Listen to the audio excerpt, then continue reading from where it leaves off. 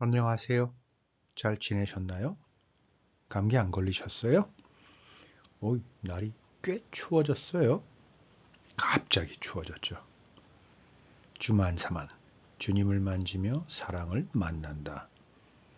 오늘은 질투하는 하나님에 대해서 묵상해 보도록 하겠습니다.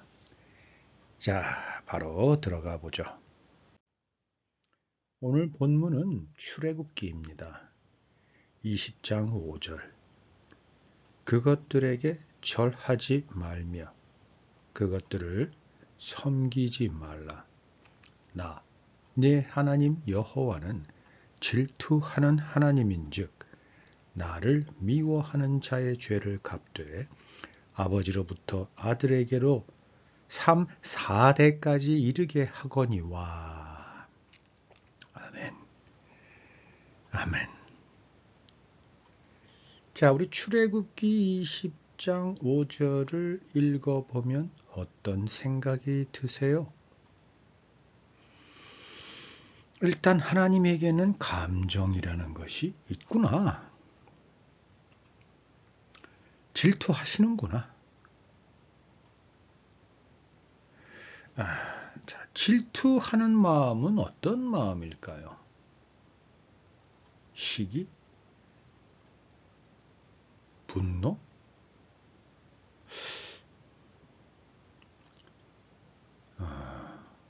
또 어떤 게 있을까요? 샘을 내는 것도 있겠죠. 배신감도 느끼는 거고.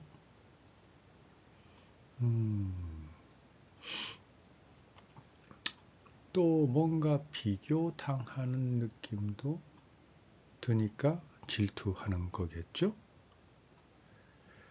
하나님이 질투한다라는 것에 대해서 여러분은 어떻게 생각하세요? 하나님이 나를 질투한다. 자, 그럼 무엇에 대해서 질투하는지 한번 보죠. 나를 미워하는 자의 죄를 갚되. 하나님을 미워하는 것을 하나님은 질투한다라고 이야기하고 있죠. 그러면 우리가 다 아는 것처럼 하나님을 미워한다라는 것은 그러면 구체적으로 어떤 건가요? 가장 대표적으로는 하나님 외에 다른 신을 섬기는 것, 그들에게 절하는 것, 하나님보다 그들을 더 높이는 것, 또는 하나님을 형상화해서 하나님이 있지도 않은 그 형상을 하나님인 그냥 착각하고 그 형상을 섬기고 형상에게 절하는 것. 이것을 하나님은 나를 미워하는 자의 죄이다라고 이야기하죠.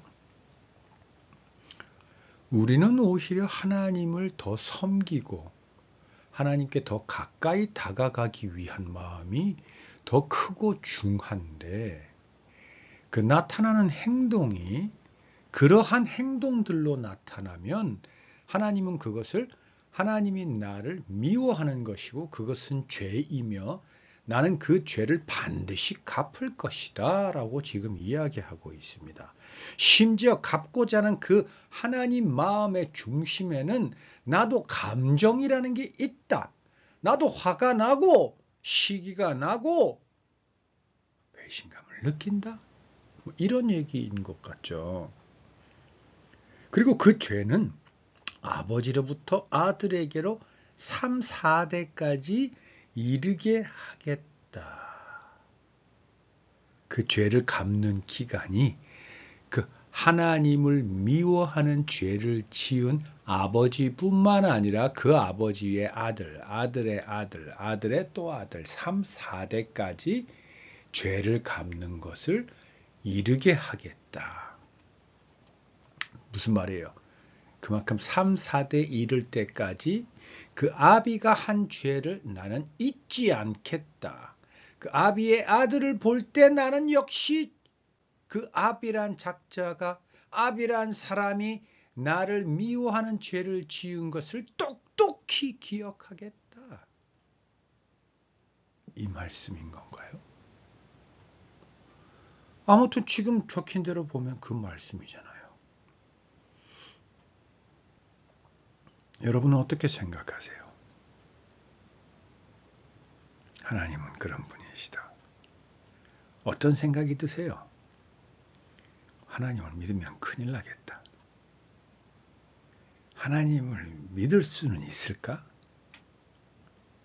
하나님이 이런 분이라면 그게 하나님일까? 하나님은 사랑이시라며. 어떤 생각이 드세요? 이 구절만 보면 뭐 당연히 그 말 그렇게 질문하고 그렇게 반문하고 그렇게 하나님에 대해서 의심을 품는 것 전혀 이상하지 않죠. 그런데 그렇게 생각이 드는 것이 어쩌면 하나님을 미워하는 죄를 짓는 것의 시작 아닐까요? 이게 또 무슨 이상한 얘기를 하려고 하나? 자, 여러분. 예를 하나 들어보겠습니다. 저 나이는 뭐 예순이 넘었으니까 할아버지 나이라고 해야 되겠죠. 좀 자녀가 좀 빨리 결혼했으면 잘하면 증조 할아버지까지. 심지어 제가 한때 살았던 괌이라는 섬나라에 가면 제 나이는 증조 할아버지는 당연하고 빠르면 고조 할아버지까지도 갑니다. 정말입니다. 보통 14살, 빠르면 14살, 13살 때 임신하는 경우가 꽤 잦습니다. 자주 일어납니다. 그러다 보니까 그 아이의 엄마가 아이를 키우는 게 아니라 아이의 할머니가 아이를 키우는 경우가 대다수이고 그 할머니도 워낙에 젊어서 일을 해야 되면 증조 할머니가 손주를 키웁니다. 근데 그 손주가 또 13살, 14살 되면 또 애를 갖게 된다. 어떻게 되겠습니까? 네, 여러분, 제 나이 예순이 훌쩍 넘은 사람들은 고조까지 갑니다. 자, 말이 좀 샜는데 제가 제 손주에게 갑니다. 오래간만에 손주가 우리 집에 놀러 왔습니다. 아들과 며느리 손을 잡고 왔습니다. 이제 밥을 같이 먹고 다 설거지 끝나고 TV 앞에 과일 또는 군것질 할 만한 간식을 두고 3대가 모여 있습니다. 할아버지가 손주로부터 눈을 떼지를 못하겠죠. 손주를 무릎에 앉히고는 예, 오래간만에 할아버지 할머니를 봤는데 넌 할아버지가 좋니? 할머니가 좋니? 물어보죠. 당연히 엄마 아빠도 묻지만 할머니 할아버지도 묻습니다. 네, 근데 엄마 아빠까지는 그렇지는 않은데 할머니 할아버지를 물었는데 손주가 대답을 잘못하면 할머니 할아버지 정도는 삐집니다.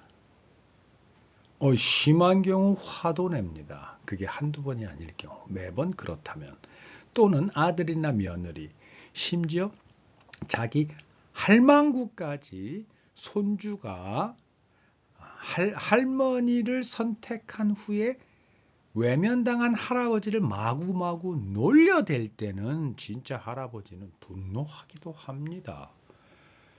네, 진짜 거기서 자리를 벌떡 일어나서 그냥 집 밖으로 나가버립니다. 공원에 그네 혼자 앉아 있게 되죠. 질투합니다. 그게 할머니를 질투한 건가요? 손주를 질투한 건가요? 손주가 자기 아내를 선택하면 자기 아내 할머니를 미워하는 걸까요? 손주를 미워하는 걸까요? 손주겠죠. 자, 그런데 그러니까 여기서 미워한다는 표현을 쓰니까 이상한데 손주가 원망스러울까요? 자기 아내가 원망스러울까요? 당연히 손주겠죠. 자, 그런데 여기서 손주가 원망스럽다, 손주가 밉다라는 그 단어들이 정말 원망스럽고 미운 건가요? 아니죠. 아니에요. 절대 미운 게 아니에요. 손주가 너무나 사랑스럽기 때문에 반대급부 쪽으로 생겨나는 반대적인 반작용, 반대적으로 생기는 현상입니다. 여기서 중심은 할아버지는 손주를 너무나 사랑한다입니다. 그렇죠? 자, 그런데 이제 그 손주가 컸습니다. 그 손주가 또 결혼해서 애를 낳았습니다. 이제 나는 증조 할아버지입니다. 이제 증손주가 내 앞에 왔습니다.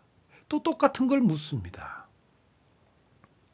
증손주가 역시 할머니를 선택합니다. 당연하겠죠. 할머니가 더 살갑게 증손주를 맞아주고 키워주고 먹을 걸 갖다 주고 아이고 내 새끼 오매불망이 다치세라 케어해 주니까 당연히 증손주는 할머니가 더 좋죠. 그럼 당연하죠. 자, 그런데 할아버지가 이제 삐치면서 이번엔 뭐라고 얘기하겠습니까? 어이구 지혜비 저 손주 저놈도 예전에 그랬더만 요 놈도 똑같이 그러네. 할아버지는 기억하겠죠. 손주 때 자기가 외면당한 것. 증손주 앞에서도 똑같이 기억하고 얘기하겠죠. 왜? 뒤끝이 아주 찔겨서? 아니죠. 내가 사랑하는 아들의 아들 손주. 너무나 사랑하는 손주였기 때문에. 또 너무나 사랑하는 손주가 결혼해서 낳은 증손주. 너무나 사랑하는 증손주기 때문에 기억하는 거겠죠. 잊을 수 없겠죠. 어쩌면 그 할아버지가 힘들어서 혼자 되었을 때, 아플 때 여러 떠오르는 기억들 중에 비록 증손주가 아니야, 할아버지 싫어, 할머니가 좋아라는 선택을 했을지라도 그때 그 증손주가 했던 말, 증손주가 그 조그만한 손으로 고슬 같은 손으로 가리켰던 자기 아내 할머니, 그 아이의 그 할머니를 바라보는 눈빛, 그리고 왜 할아버지 나는 아니야 막 했을 때 증손주가 울먹이며 자기를 바라봤던 그 모든 순간들을 기억하면서 자기의 외로움에 극복하는 힘이 되고 원동력이 되지 않을까요, 여러분? 그게 그 할아버지의 힘 아닐까요? 질투하는 하나님, 문자적으로는 출애굽기 20장 5절의 내용은 빼도 박도 못하는 아주 화내고 시기하고 질투하고 배반감 느끼는 하나님입니다. 그리고 하나님 앞에 미워하는 죄를 짓는 사람은 3대 4대 이르기까지 그 죄를 절대 잊어버리지 않고 기억하고 그 죄에 대한 값을 치르는 하나님이십니다. 그런데 여러분, 이걸 한꺼풀만 깊이 나와 하나님과의 관계가 증손주와 할아버지, 증주 할아버지의 관계까지는 아니더라도 조금만 하나님과 나와의 관계가 조금이라도 형성이 되기 시작하면 이 말은 절대 그 말이 아닙니다. 나를 사랑한다는 말입니다. 하나님을 잊지 말라는 말입니다. 하나님과 나와의 관계가 온전하게 되도록 항상 그것을 기억하라는 말입니다. 나의 관심을 하나님 외에 다른 곳에 두지 말라는 것이고, 하나님 외에 다른 곳에 두어서는 안 되는 것은 하나님이 나를 그만큼 사랑하기 때문이도 맞거니와, 심지어 더 조금 확대해 보면 하나님 외에 다른 것을 더 관계를 깊이 하거나 그곳에 나의 모든 것이 빼앗겨 버리면 내 삶은 피폐해지거나 불완전해지거나 메말라지거나 파괴되어지거나 갈급해지게 되기 때문입니다. 우리는 우리의 원본은 하나님이기 때문에, 우리는 하나님의 모양과 형상대로 지음을 받은 존재이기 때문에 하나님부터 조금만 벗어나게 되면 우리의 본질은 흐트러지고 본질이 아닌 이상한 형질로 되어버립니다. 병이 들거나 쇠약해져 버리고. 하나님은 우리를 지을 때 그렇게 지으셨습니다. 당신의 모양과 형상대로. 그래서 당신의 그 사랑이 온전히 꽃 피워지고 열매 맺어서 그 사랑 안에서 우리가 더욱더 숫자가 번성해지고 온 땅에 충만해서 서로가 사랑하면서 살아가는 것만으로도 너무나 행복한 인생이 되도록 우리를 그렇게 만드셨는데 거기서 조금만 우리가 벗어나 버리면 어둠이란 말입니다. 사단의 영역이란 말입니다. 병이 듭니다. 여러분, 하나님은 우리더러 그렇게 하지 않도록 하기 위해서 분을 내고 화를 내고 배신감을 느껴간다고 하나님 당신을 감정의 절대적인 감정만 표출하는 존재인 양 우리에게 그렇게 얘기해 가면서 우리에게 주의를 주고 계시는 겁니다. 여러분, 할아버지라고 다 똑같은 할아버지 아니죠. 내 손주가, 내 증손주가 밖에 나가서 아이들한테 이상한 짓 하는 사람한테 뺏겨서 아이스크림 사주고 군것질 사주고 햄버거 사주고 피자 사준다고 쫓겨 따라가면 어떻게 되는지는 물론 좋은 할아버지들도 많습니다. 그러나 그 좋은 할아버지가 위기를 맞거나 어떠한 상황이 되었을 때는 아무 관계가 없는 그러나 자기를 쫓아온 그 아이가 잠깐은 좋을지 몰라도 영원히 그 아이를 책임지고 그 아이의 모든 것을 공급해주고 충족시켜줄 수는 없습니다. 아무도 그렇게 해줄 수 없습니다. 오직 실제 진짜 할아버지, 증조 할아버지만이 그렇게 할 수 있는 것처럼 우리를 그렇게 해줄 수 있는 건 오직 한 분, 여호와 하나님뿐이라는 이야기를 지금 이 출애굽기 20장 5절을 통해서 하나님은 우리에게 들려주고 계시는 겁니다. 심지어 나를 미워하는 게 죄이다 라고 이야기를 하면서까지. 자, 이 다음 절 뭐라고 했는지 한번 볼게요. 나를 사랑하고 내 계명을 지키는 자에게는 천대까지 은혜를 베푸느니라.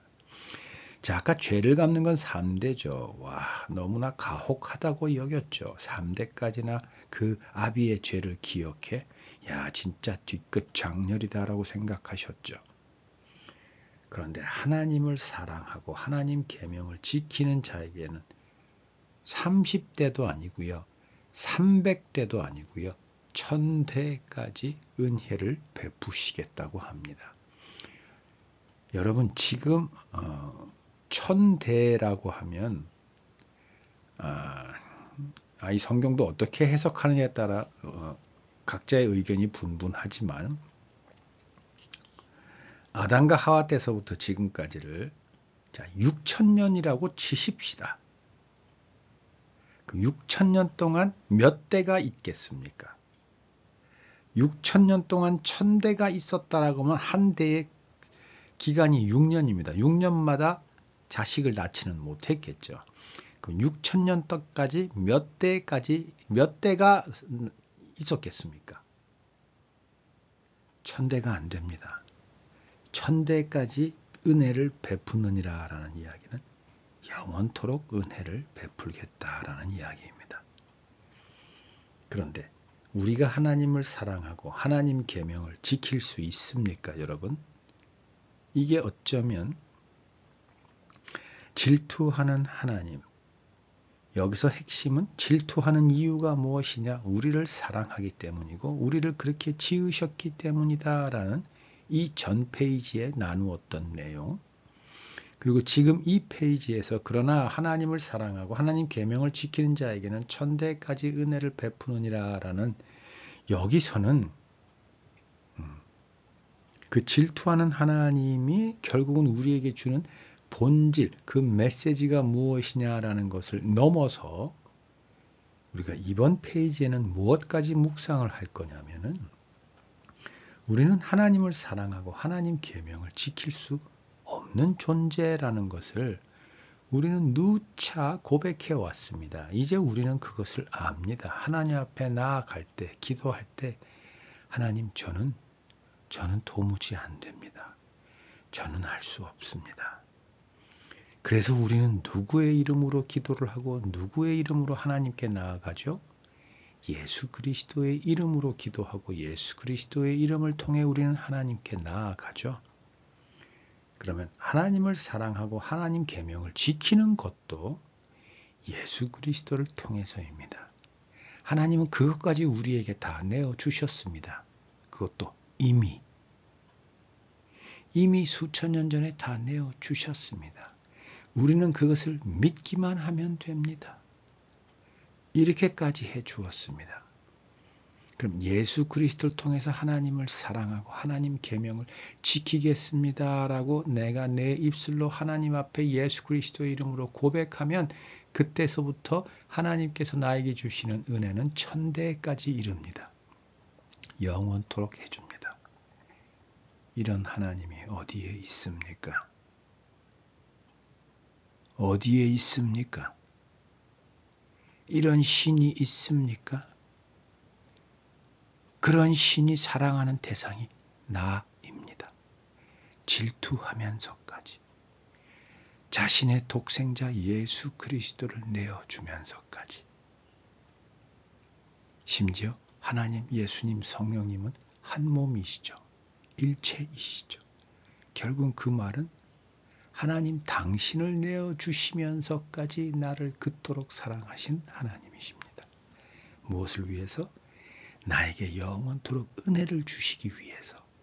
뭐를 하면? 예수 그리스도의 이름으로 내가 그것을 고백하면.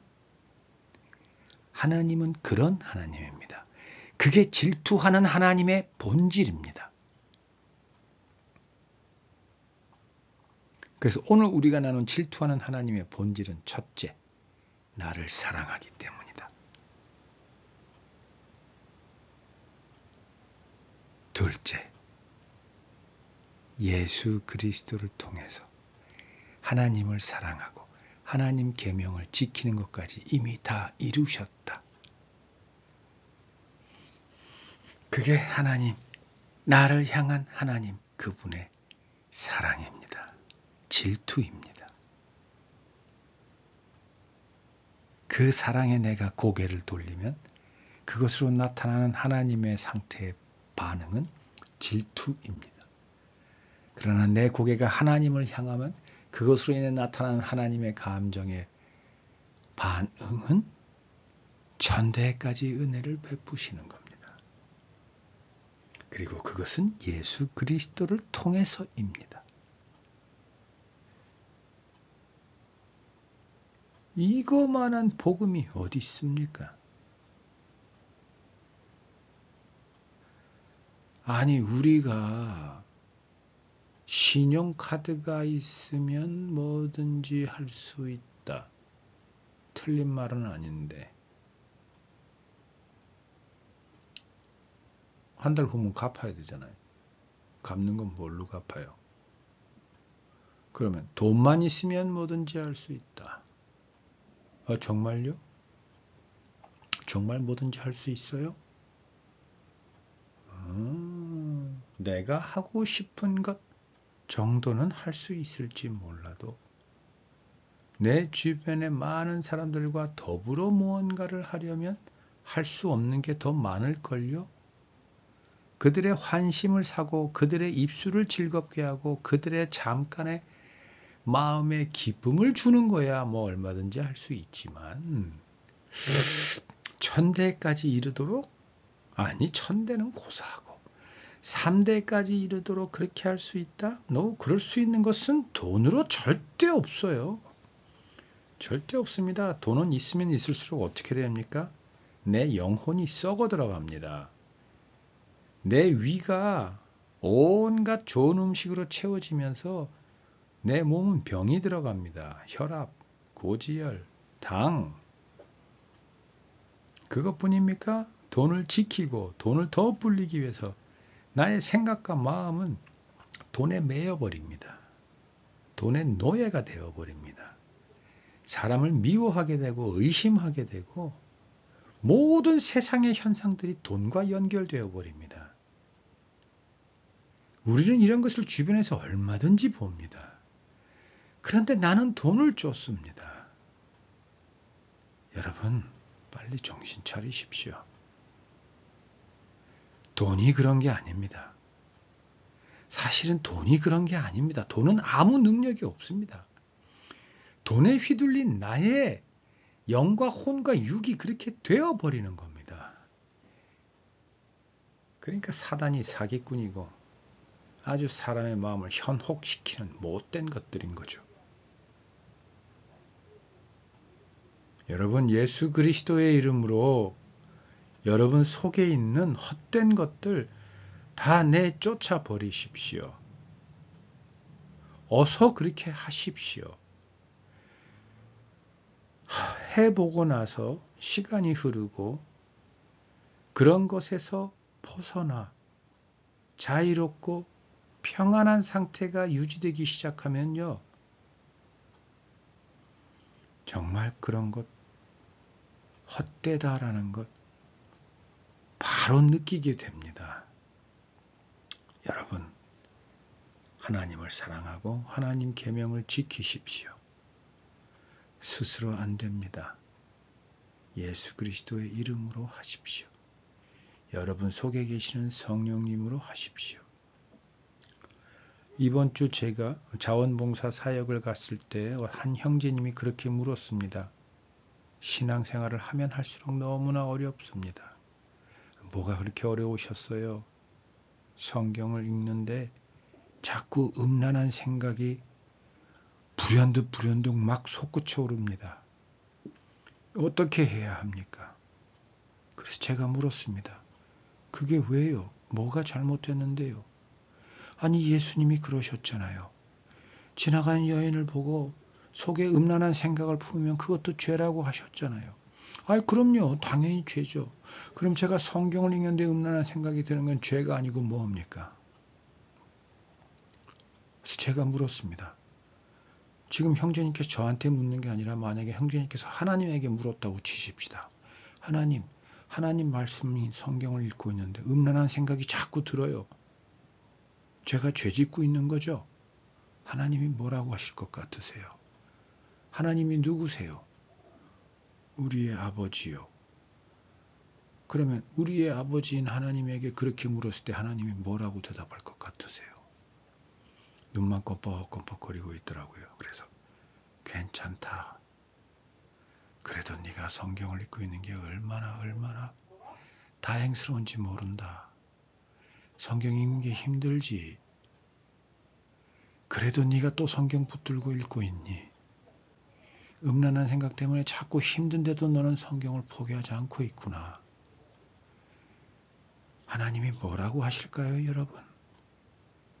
정말 고맙다. 잘하고 있다. 그래, 그렇게 하면 된다. 그 다음에 제가 또 물었습니다. 형제님은 성경 몇 번 읽는다고, 성경 통독했다고 해서 성경 읽을 때 마음에 음란한 생각이 안 들 정도로 완벽한 사람이 될 거라고 생각하셨어요? 아니요. 그런데 왜 음란한 생각이 드는 게 잘못됐나요? 그걸 왜 죄라고 생각하세요? 누가 그걸 죄라 그랬나요? 예수님이요. 자, 거기서 예수님께서 경계하라, 죄다라고 말씀하셨던 거는 뭐냐면 여자를 볼 때마다 내가 그 여자를 나의 자매, 예수님의 말씀 안에서 하나님의 사랑 안에서 서로 돌봐주고 서로 의지하고 서로 더욱더 하나님의 가까이 다가가도록 함께하는 동행, 동역, 동반자가 아닌 성의 대상으로 생각하는 걸 예수님이 하지 말라고 했던 것이고, 뿐만 아니라 음란한 생각이 들었을 때 그 음란한 생각에 또 더 음란한 그래서 그 여자를 봤을 때 음란한 생각이 들 때 더 이상한 관계까지 생각에 꼬리를 물어서 계속 그쪽으로 나의 생각을 팽개쳐 버리는 것을 경계하라고 한 겁니다. 뿐만 아니라 그 음란한 생각을 즐기고 심지어 행동으로 옮기는 것을 하지 말라라고 한 것입니다. 그런 것들이 죄입니다. 성경을 읽을 때 음란한 생각이 드는 것은 그만큼 어쩌면 우리가 건강하다라는 반증일 수도 있습니다. 그것을 죄다라고 우리 스스로가 정죄한다면 예수 그리스도는 십자가에서 죽으신 게 헛되이 죽으신 게 아니고 뭡니까?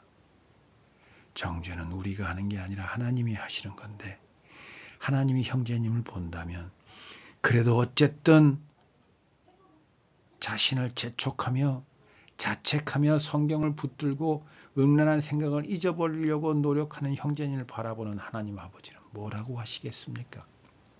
여러분, 질투하는 하나님,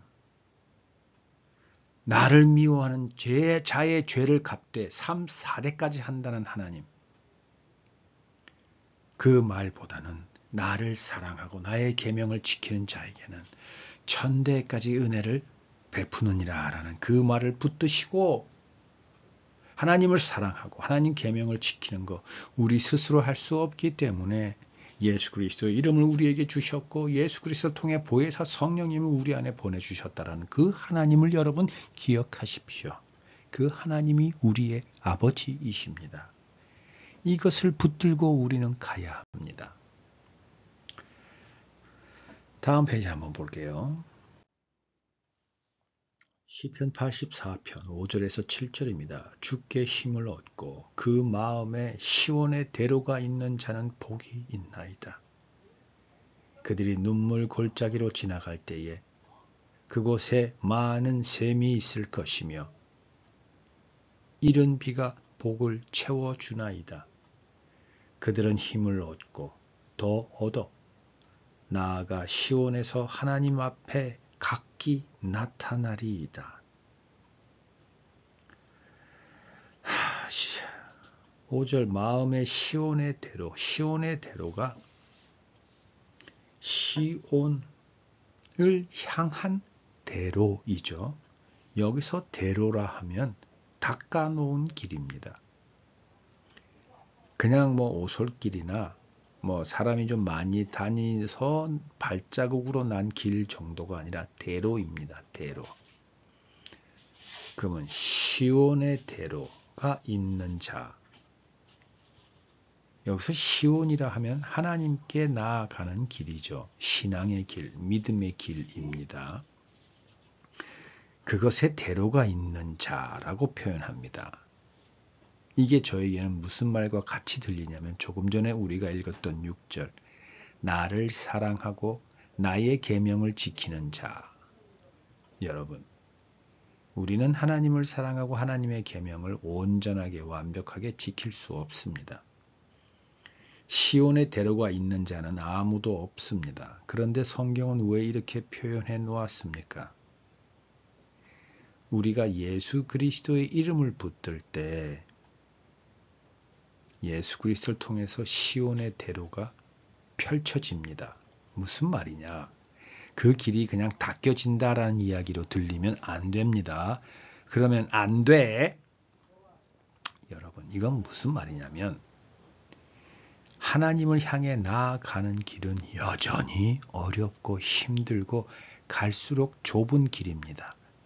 그러나 예수 그리스도를 붙들 때 그 우리가 가는 길에 나타난 온갖 시련과 역경과 고난들이 예수 그리스도의 이름을 통해서 이겨내고 극복되어질 수 있기 때문에 그게 대로가 되는 겁니다. 여러분 기억하시죠? 우리가 이 프로에서 여러 번 얘기했죠. 그래서 예수님이 그렇게 얘기하신 겁니다. 나는 곧 길이요 진리요 생명이니 나로 말미암지 않고는 하나님께로 나아갈 자가 없느니라. 여러분, 예수 그리스도 그분이 시온의 대로인 겁니다. 그분을 믿음으로 아멘하고 삶의 주인으로 영접한 자는 있죠. 누구예요? 나. 여러분, 우리는 그렇게 했잖아요.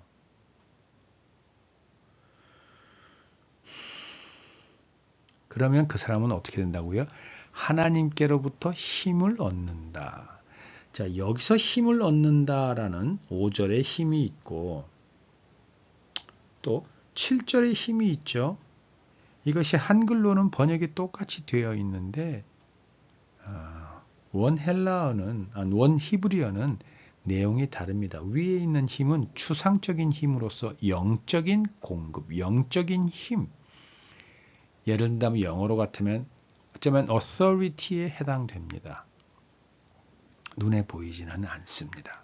그러나 분명한 힘입니다. 영적인 힘입니다. 예수 그리스도의 이름을 통해서 우리는 영적인 능력을 갖게 되죠. 7절의 힘은 영어 같으면 power입니다. 실제적인 힘입니다. 구체적인 힘이고 눈에 보이는 힘입니다. 말 그대로 우리에게 더 힘이 생기고 지혜가 생기고 갈 길이 보이고 또는 나에게는 아닐지언정 나와 함께한 형제 자매들로부터 무언가의 소스를 얻습니다. 그게 바로 7절에 나오는 힘입니다.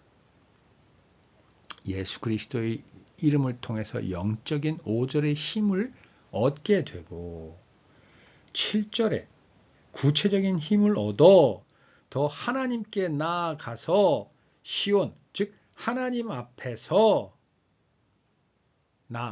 여러분 한 분 한 분 다른 길, 다른 인생, 다른 사역, 다른 모양으로 살아가지만 결국은 하나님 앞에 우리 모두는 다 가서 서 있습니다. 있을 것입니다. 분명하게 그럴 것입니다. 지금 이 음성을 듣는 여러분, 그때가 되었을 때 여러분과 우리는 하나님 앞에 서 있습니다. 왜? 예수 그리스도의 이름을 통해서 우리는 하나님께 나아가기 때문입니다. 우리 각자의 힘으로 그래야 한다면 못 올 사람들이 더 많을 겁니다. 네, 거의 없을 겁니다. 그러나 예수 그리스도의 이름으로 우리 안에 계시는 성령님의 감동 감화하심으로써 우리는 시온의 대로를 통해 시온의 하나님 앞에 나아갈 것이기 때문에 우리는 분명히 각자의 길, 각자의 방향에서 나오지만 하나님 앞에 우리는 모두 각기 서 있을 것입니다. 아멘. 하나님이 그렇게 작정하셨고 그렇게 이미 예수 그리스도 십자가를 통해 이루셨고 우리의 영접 고백을 통해서 우리의 삶에 천대까지 이르도록 은혜를 주도록 설정해 놓으셨습니다. 누군가가 손을 대지 않으면 그 설정은 영원합니다. 근데 그 누군가가 손을 댈 자는 아무도 없습니다. 6절 한번 볼게요. 그들이 눈물 골짜기로 지나갈 때에 자, 여기서 눈물 골짜기. 분명히 5절 주께 힘을 얻었는데 눈물의 골짜기를 지나갑니다. 여러분, 우리가 예수 그리스도의 이름을 우리가 붙들고 있으면 시온의 대로라고 해서 우리 앞에 있는 모든 역경과 시련과 고난이 다 없어지고 만사 형통인 대로가 되는 게 절대 아니라고 했습니다. 오히려 더 많아집니다. 아까 얘기했던 성경을 읽으면 읽을수록 음란한 생각, 이상한 생각, 나쁜 생각이 더 많이 들도록 사단이 더욱더 우리를 공격해 옵니다. 하나님으로부터 더 멀리 떨어지게 해야 되니까 더 심하게 공격해 옵니다.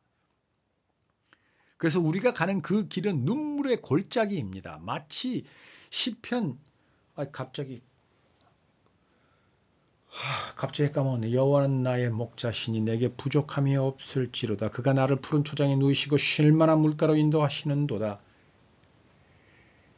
그리고 뭐라고 되어 있나요? 내가 사망의 음침한 골짜기를 다닐지라도 해를 두려워하지 않을 것은 주께서 나와 함께 하심이라.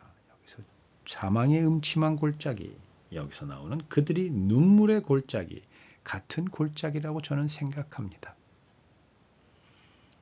이 골짜기는 골짜기이지만 더욱더 큰 위험과 죽음과 고통으로부터 피해가기 위해서 내가 또는 하나님께서 인도하심에 따라 가는 그 골짜기입니다. 이 골짜기는 눈물과 죽음에 대한 위험을 무릅쓰고 가는 골짜기입니다. 그러나 여러분 그 골짜기가 뭐라고요? 시온의 대로라고요. 우리는 그 골짜기 분명히 지나서 하나님 앞에 각기 나타납니다. 보세요. 6절. 그들이 눈물 골짜기로 지나갈 때에 그곳에 많은 샘이 있을 것이며 이른 비가 복을 채워주나이다. 분명히 우리가 가는 길은 눈물의 골짜기인데 하나님께서 샘을 준비해 놓으시고 이른 비까지 내려주신다고 합니다. 우리에게 있어야 할 것 다 공급해 주십니다. 우리를 보호해 주시고 우리의 능력이 되어 주시고 우리의 모든 것입니다. 우리의 아버지이십니다. 우리로부터 한 순간조차도 눈을 떼지 않는 분이십니다. 우리보다 더 우리의 고통을 잘 알고 계시는 분이시고 우리보다 더 그 고통을 리얼하게 느끼고 계시는 분이십니다. 여러분 자녀가 아플 때 여러분이 느끼는 고통이 그 자녀가 느끼는 고통에 비해서 같을까요? 작을까요? 아니면 클까요? 여러분, 그분이 바로 질투하는 하나님입니다. 우리를 사랑하는 하나님입니다. 예수 그리스도를 통해 모든 것을 다 이미 해놓으신 하나님입니다. 심지어 그 하나님을 사랑하고 그 하나님의 계명을 지키는 것조차도 예수 그리스도의 이름과 성령님으로 할 수 있도록 해놓으신 분입니다. 그럼에도 불구하고 우리는 눈물 골짜기로 지나가야 합니다. 그러나 우리에게 이미 주신 예수 그리스도의 이름과 성령님으로 인해서 그 골짜기는 시온의 대로고 그 가는 길 동안 우리는 샘과 이른 비를 만나 복을 받습니다. 그리고 결국에는 하나님 앞에 각기 나타납니다. 그것을 그대로 잊지 않고 다 하나님의 바람과 하나님의 방법과 하나님의 계획대로 성공적으로 따라오기만 하라고 하나님께서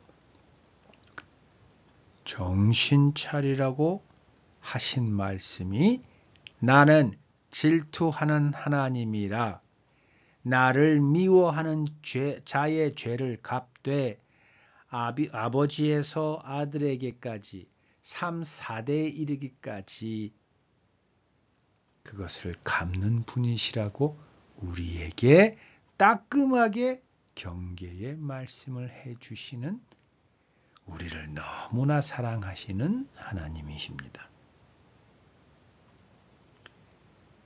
여러분, 하나님을 문자로 알지 말고 하나님을 관계로, 사랑으로 제대로 아십시다. 그리고 신앙생활, 믿음생활 지대로 폼나게, 간지나게, 쩔게 해보십시다. 예수 그리스도의 이름과 성령님을 통해서. 아멘. 네, 또 다른 주제로 찾아뵐게요.